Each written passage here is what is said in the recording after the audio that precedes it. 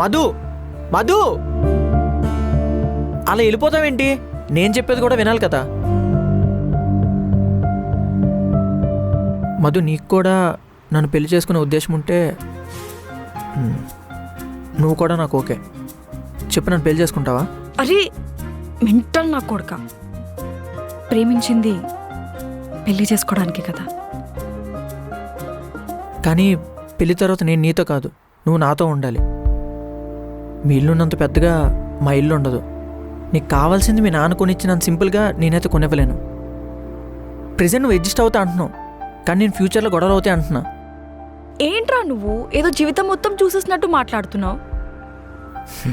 మధు, నేను ఇండస్ట్రీకి వెళ్ళి ట్రై చేయాలి, సినిమా తీయాలి, సక్సెస్ అవ్వాలనుకుంటున్నా.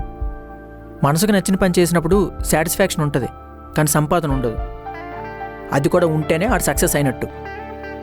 అలా సక్సెస్ అయినోడికే సొసైటీలో రెస్పెక్ట్ ఇస్తారు, ఫోన్ లిఫ్ట్ చేస్తారు, ప్రేమించానంటే పెళ్లి కూడా చేసుకుంటారు.